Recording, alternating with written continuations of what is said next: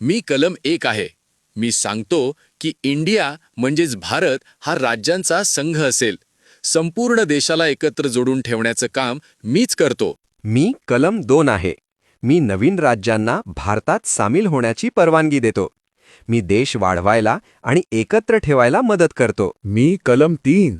मी राज्यांची सीमा बदलू शकतो, नवीन राज्य तयार करू शकतो. मी भारताचा नकाशा बदलण्याची ताकद ठेवतो. मी कलम 4. राज्यांच्या सीमा बदलताना संविधान बदल मानला जात नाही. मी कायद्यातून बदल करण्याची परवानगी देतो. मी कलम 5 आहे. मी भारताचे नागरिक कोण असतील ते ठरवतो. मी नागरिकत्वाची ओळख देतो. मी कलम 6 आहे. दुसऱ्या देशातून भारतात आलेल्या लोकांना नागरिकत्व देण्याबद्दल मी सांगतो. मी त्यांना भारताचा भाग बनवतो. मी कलम 7 आहे. जे लोक भारतातून दुसऱ्या देशात गेले त्यांच्या नागरिकत्वाबद्दल मी सांगतो. काही वेळा त्यांना भारताचे नागरिक मानले जात नाही. मी कलम 8. भारताबाहेर राहणाऱ्या भारतीयांना नागरिकत्व मिळू शकते असे मी सांगतो. मी त्यांना भारताशी जोडून ठेवतो. मी कलम 9.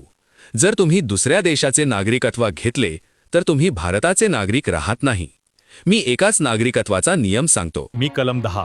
ज्यांना नागरिकत्व मिळाले आहे त्यांचे नागरिकत्व चालू राहील असे मी सांगतो. मी त्यांचे हक्क सुरक्षित ठेवतो. मी कलम 11.